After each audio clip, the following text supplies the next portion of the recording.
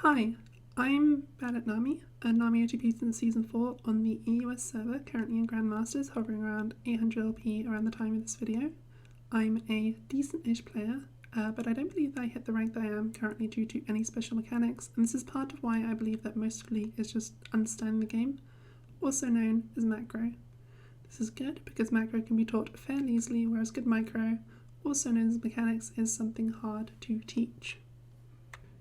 It is not rare for me to get asked by less experienced players how they can improve, and while it is difficult to know how they in particular can improve, there are fairly common mistakes I see when reviewing gameplay, to the point that just making sure you're not falling into such traps will lead to greatly improved results. It is for this reason that this video focuses on a lot of the fundamentals of League from the perspective of an enchanter support, Nami in particular. Here are, in my view, the 5 most important things when it comes to improving as support, but in no particular order. There is a lot of crossover between each of these, and so the order is more for narrative reasons than importance. I'm keeping this simple in this video to avoid being overwhelming. League is a complex game, and this list is by no means exhaustive for what you need to learn. I encourage you to research these topics and more on your own time. This video is just meant to be a very good starting point. First of all, mentality. This isn't a question of not being toxic and staying calm, although that will of course win you more games, but that's not really a mistake in the gameplay sense, and it's kind of bad advice to just say don't get angry, lol, to begin with. What I'm talking about is reframing the attitude you may currently have and training yourself to have the mentality you need to have to climb. You may think that you are where you are because of, quote, bad teammates, and that's not likely true. Not on a role with as much agency as support does. Don't get me wrong, you might indeed have bad teammates, almost certainly so, but they're not holding you back. The enemy team is just as bad, and you are bad as well. Unless you are, by all accounts, climbing and just haven't put in enough games to get anywhere, then you're exactly where you deserve to be. Of course, not every game will be winnable, but that's fine. It sucks to end up losing a game that honestly felt as if we got dealt a poor hand by Riot, but you need to be honest with yourself about how these games just aren't too common and avoid falling into the trap of having a results-based mindset.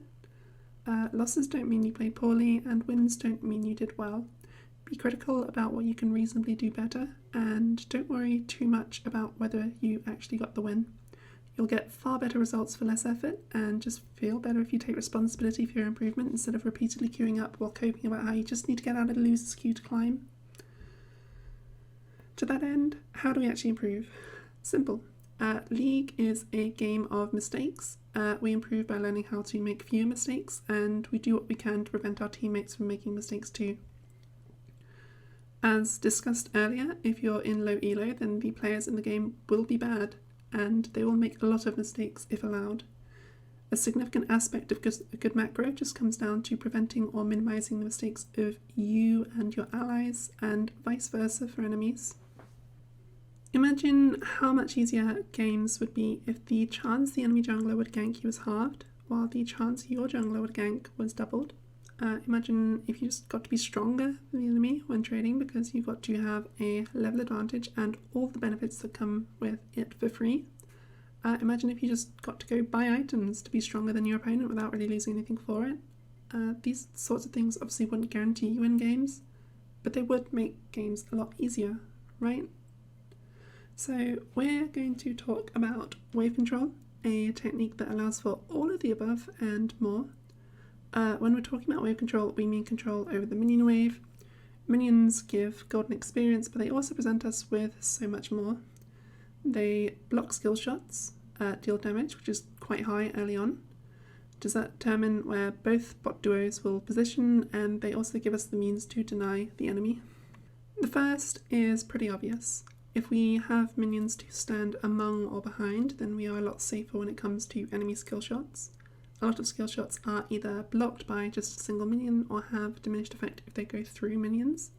Additionally, standing among minions means that if the enemy auto attacks you or uses single target spells, the former being more difficult for mechanically worse players since they may click on minions, then they will take minion aggro.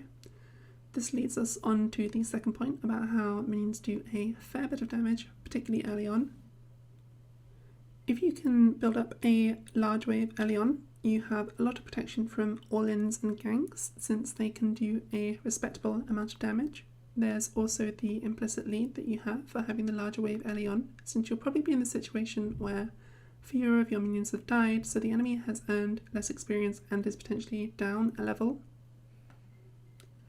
Overall, a lot of lanes can be won by simply playing for the wave in the early levels before everyone's champions start to come online, since the correct counterplay to one side building up a large minion wave is generally just for the other side to play passive for a bit while it pushes into them, and then they can equalise or get their own wave advantage. The trouble here is that this is kind of boring, so even if the enemy does know how to correctly respond to having a wave disadvantage, they might just jump the gun and fight anyway before they should and take a bad trade.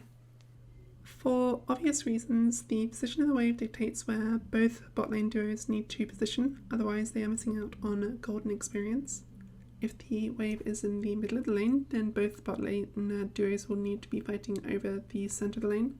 If the wave is up in front of one side's tower, then the other side has to walk up and potentially overextend.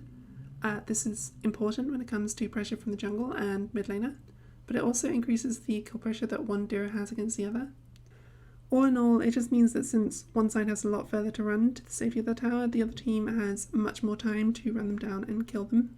This is particularly pronounced against a lot of engaged supports, for example.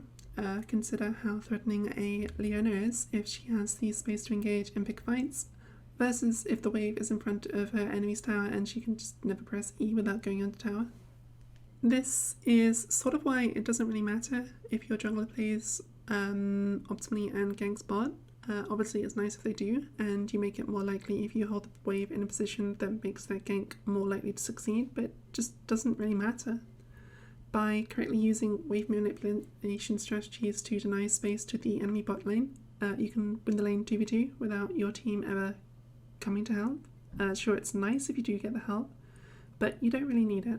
And of course the inverse is true. By denying space to the enemy jungler to work with, you make it less likely they'll gank you. While it's not a guarantee, since you can be dove, making it harder for the enemy jungler to get fed while making it easier for your jungler to get fed is setting yourself up for more success. And then finally, minions are stupid.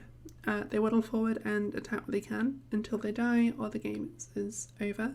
This is also true of turrets, although obviously they don't walk anywhere, since the enemy only gets gold if they kill the minion, and they only get XP if they're near it when it dies, unless they kill it, in which case they can be anywhere.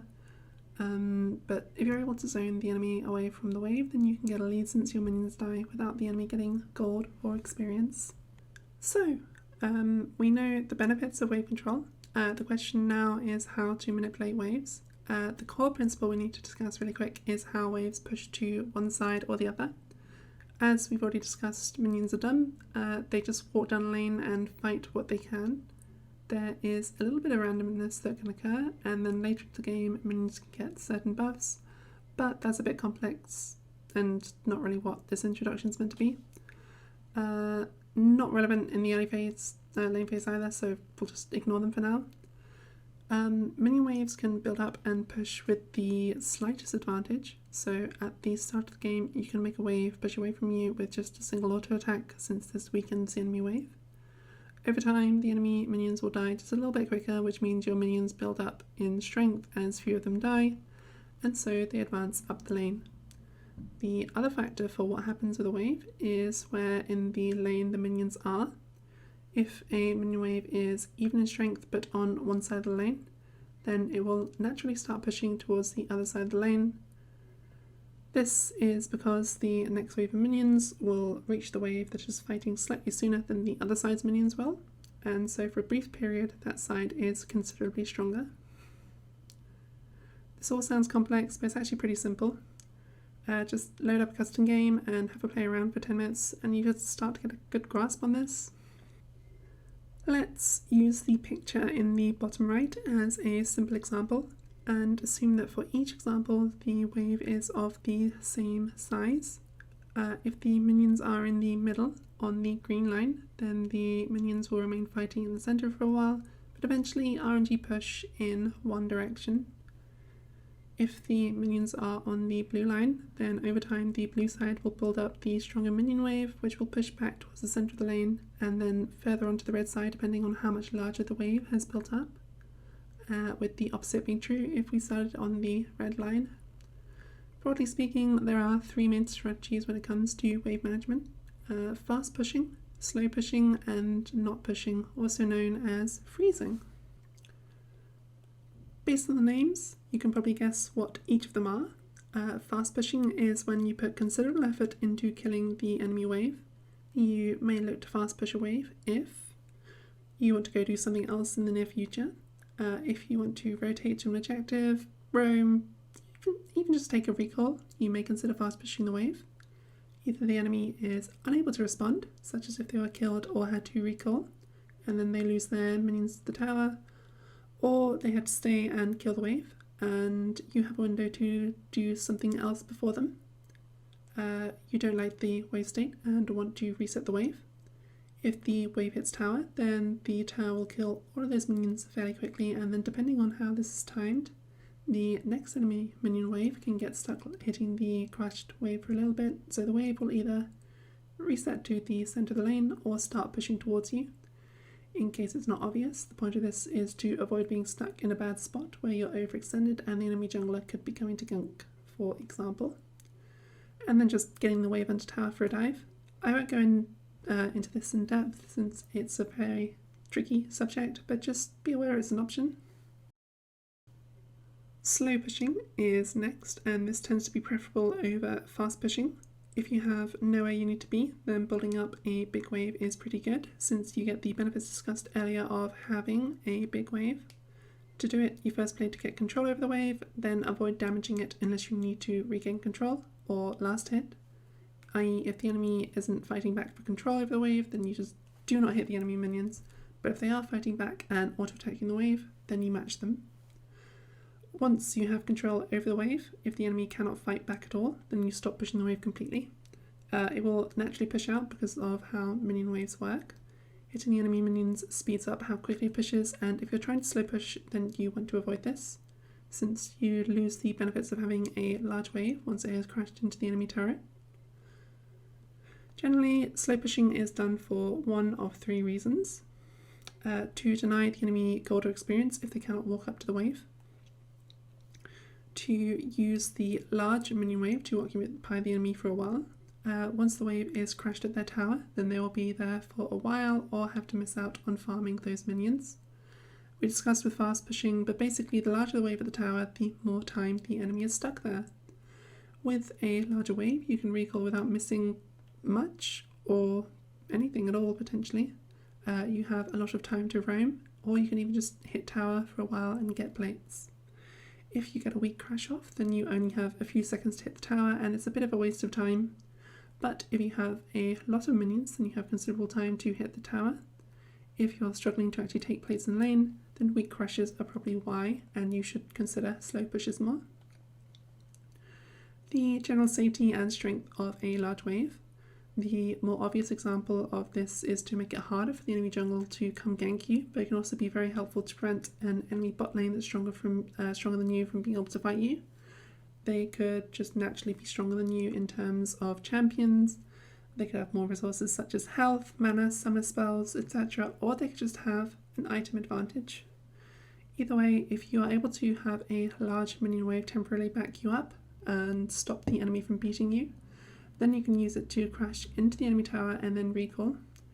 Enemies won't want to fight you while you're pushing in a large wave, since it's very high risk. If you win the fight or just trade kills, then by the time they've respawned and made it back to lane, the large wave will probably have pushed the tower and died, so they lose a lot.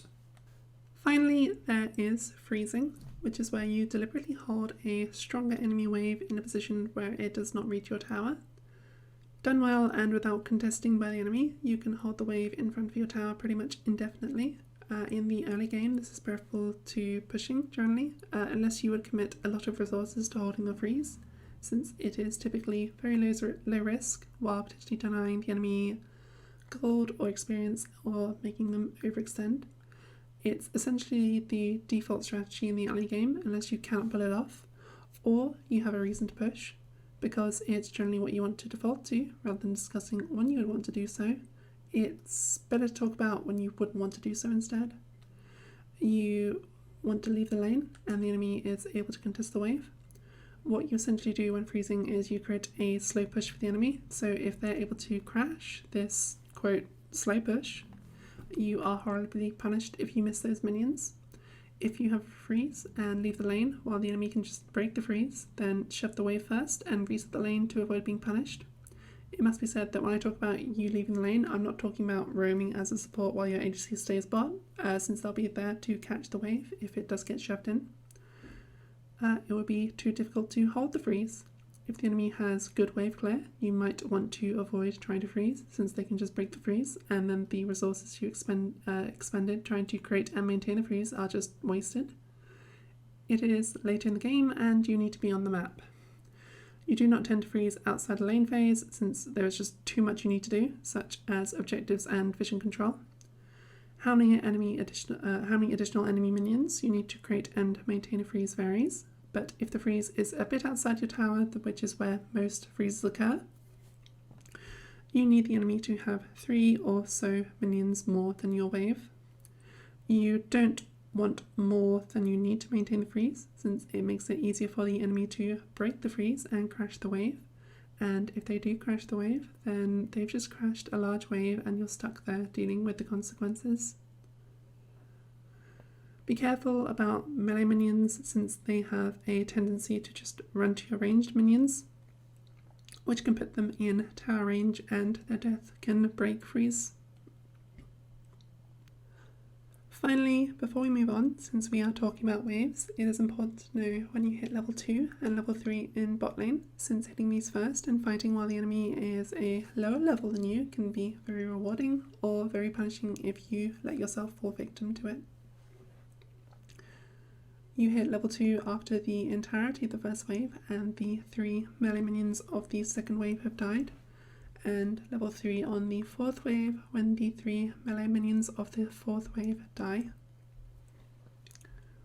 Most competent players will know these timings and not give an opening to you, in which case you start looking to slow push and deny them XP while they are weaker than you. Now that we have discussed wave control, you may have noticed that there are periods of time where you can leave lane without really missing much. We discussed one where you get a timer to go recall after crashing a wave and shop while losing very little, but that is of course not the only one. Let's talk about roaming, something I don't see low elo sports do, or at least not do well. Roaming is great because you're not putting all your eggs in one basket, which is good when that basket is probably the weakest one in the team. ADC is a pretty weak role, since they need time to farm enough gold and levels required to be strong enough to fight. And during this period, they don't typically have a lot of influence over the game. They can be strong later into the game, for sure, but they don't typically do much in the early game, which is bad because a lot of games are largely decided by the early game. This is, of course, not to say that games are unwinnable if you lose early. Absolutely not, particularly in lower quality games where, as we've discussed, there are constant mistakes and throws.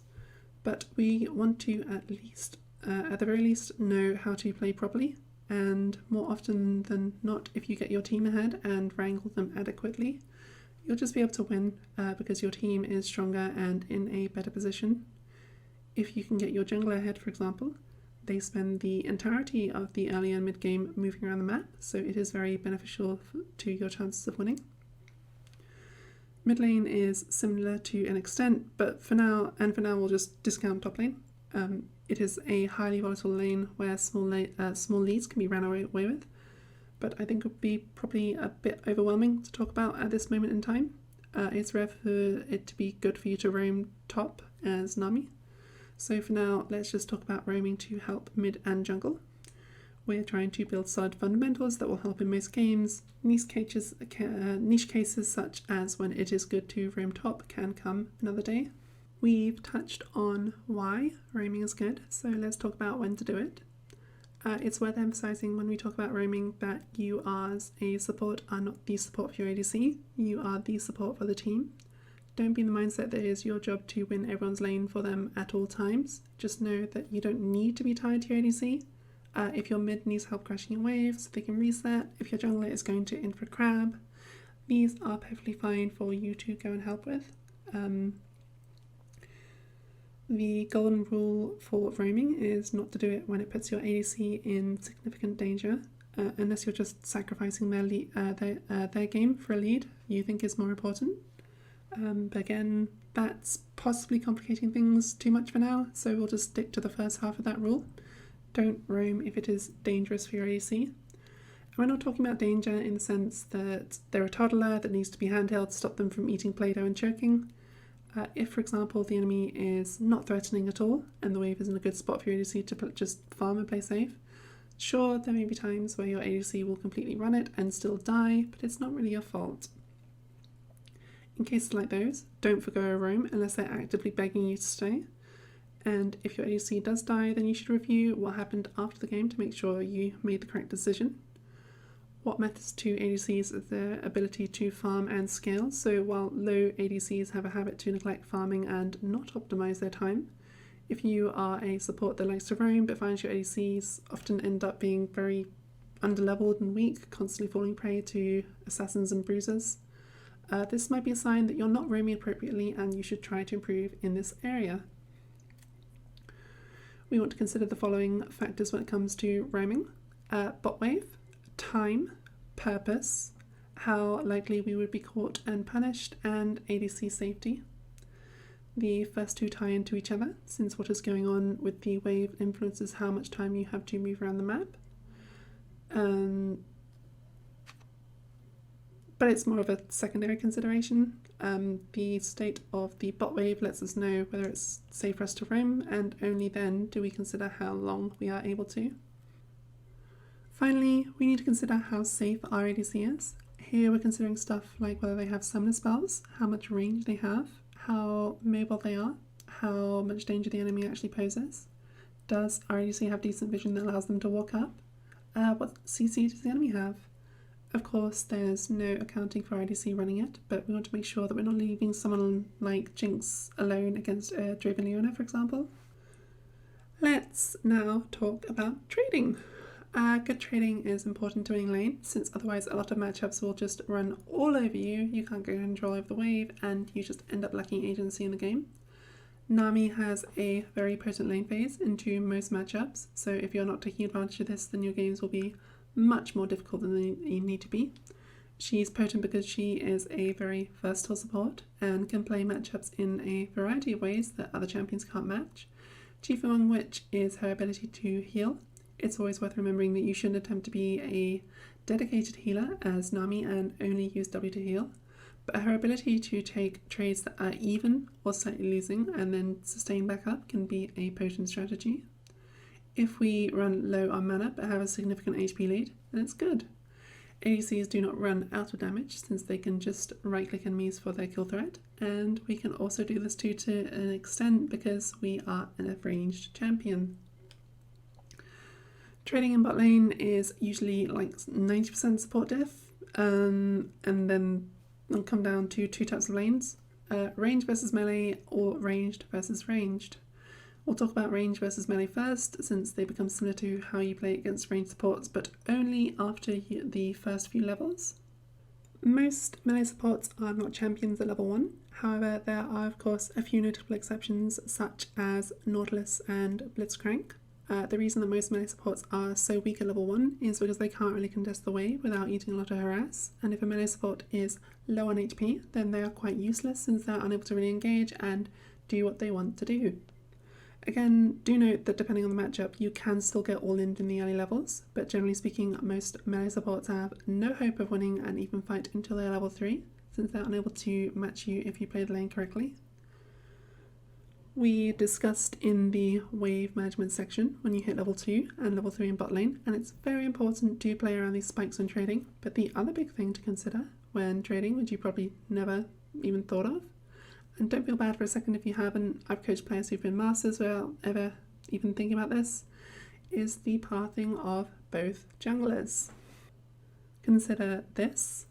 Let's say you start up a game, you leash while the enemy bot lane doesn't. Despite this and you arriving to lane late, you manage to get a few decent trades in to the point that at level 3, the enemy bot lane is sitting at about 30% HP, while you and your ADC are sitting at half health.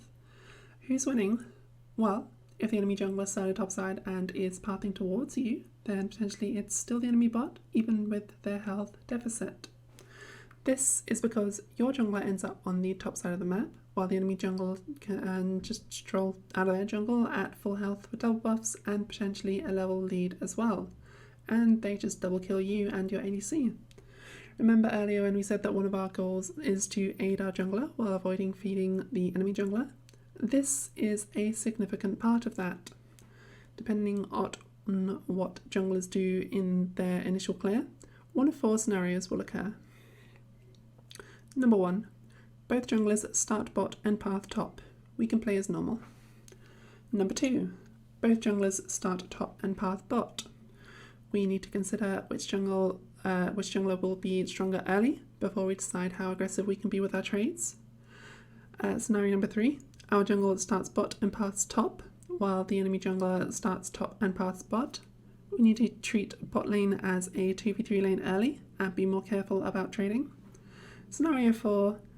Our jungle starts top and paths bot. Enemy jungle starts bot and paths top. Bot could end up becoming a 3v2 lane, so we can potentially be a little bit more aggressive about our trading since our jungle is able to come and clean up if everyone is low. Obviously, this is a little reductive, and just because the jungler is bot side does not mean they will gank. However, if there is a 50-50 chance whether they do or not, then if it's the enemy jungler on bot side, we have a 50% chance of going even or a 50% chance of hard losing.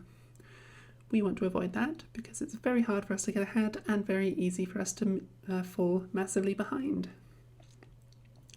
This is of course not to say to think only of the jungle when determining how you play in lane, just to think of them. If you find yourself dying a lot to ganks or just not receiving successful ganks, this is probably part of why. A few more final trading tips before we move on, and they are: abuse bushes to increase the ability to threaten the enemy, reduce the enemy's ability to retaliate and to drop minion aggro, try to maintain something known as parallel positioning, and punish last hits. Bushes are great, and you should be using them to pressure the enemy in lane. As long as you don't reveal yourself by attacking from inside a bush, you can dip in and out to get free harass on enemies without taking a lot of return damage from minions or the enemy.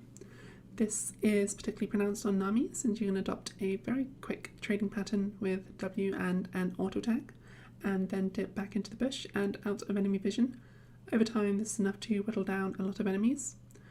As noted, this is not the only benefit for playing around bushes. It might not be obvious when we talk about Nami, but let's pretend for a second that we are talking about someone such as Blitzcrank.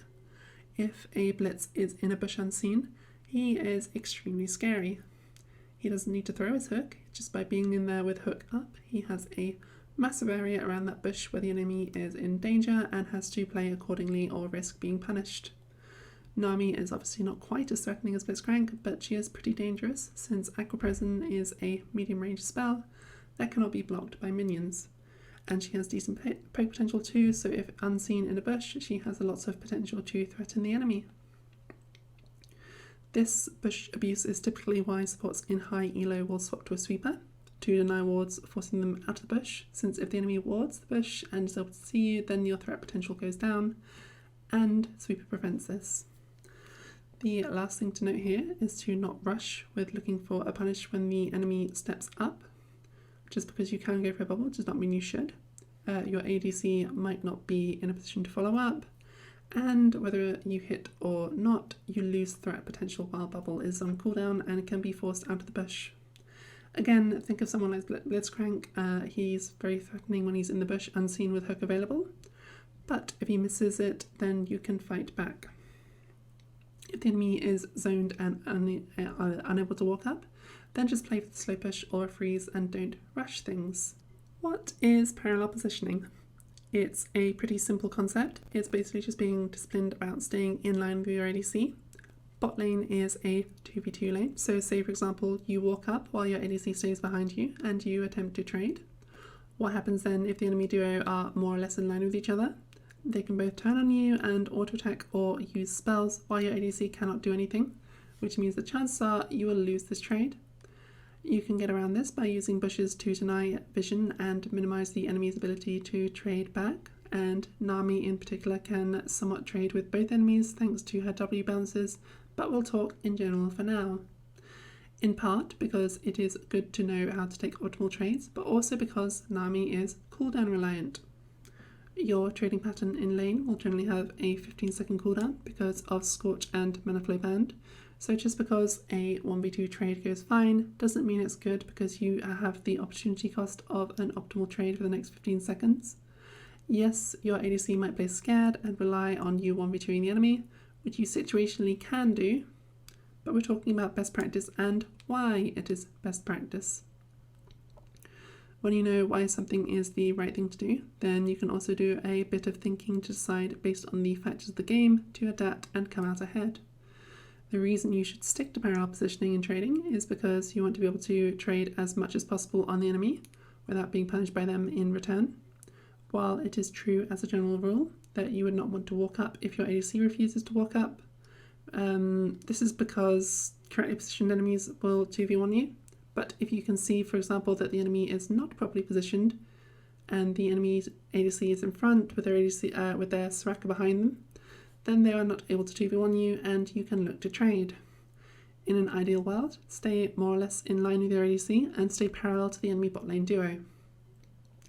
Avoid overstepping towards the enemy and giving them a window to 2v1 you while your ADC is unable to assist, and if the enemy breaks the parallel position they should have, look to punish. Finally, on the same note of punishing the enemy, look to time your harass when one of your minions gets low, since the enemy ADC will have to choose between trading harass back on you or last hitting the minion. Often this is just a losing scenario for the enemy, since they're choosing to either preserve their HP and lose the gold from the minion, or they pay with their HP to get the last hit. This isn't just for ADCs though, since some supports will look to cash in with their relic shield stacks and leave themselves vulnerable to being harassed. A lot of players want the HH golds that Cannon give, and will leave themselves open to taking a lot of punishment to get it. Until now, the video has been pretty basic and pretty generic, based on things I see fairly often from lower ranked players. There's a good chance some or all of what I've said is applicable to you and has been helpful, but you cannot rely on general statements of how to improve because they're just that. What lower elo players generally can improve upon is not what you, the individual watching this video, can improve upon. It is ultimately on you to take responsibility for your gameplay and be critical about how you can improve, because no one else will and no one else will really suffer from a lack of it. If you care about improving and climbing, learn to review your VODs. You'll get much more value from spending an hour looking at your VODs to identify mistakes and the VODs of better players to figure out what they are doing and you aren't, than grinding dozens of matches. Put extra emphasis on the early game, since the early game is what matters most in solo queue, particularly on support. You have the most agency and ability to gain leads in the early game, so while it's fine to look at how to maintain your leads or make comebacks in the mid and late game, the later games go, the less control you have. Teamfights are chaotic and random, and when you're playing with players that are objectively not good, you cannot say things will happen in a particular way. Sure, you may have a Vayne, Kayle, Caston, etc. with full build at level 18, but it doesn't matter if they just don't play the fight properly, and then you get backdoor by an Alawi because no one took responsibility for responding to her push. By all means, review fights and look for how to play them better, since it's not like you'll never need a team fight, but we want to stack the odds of victory in our favour and never really let the game go late.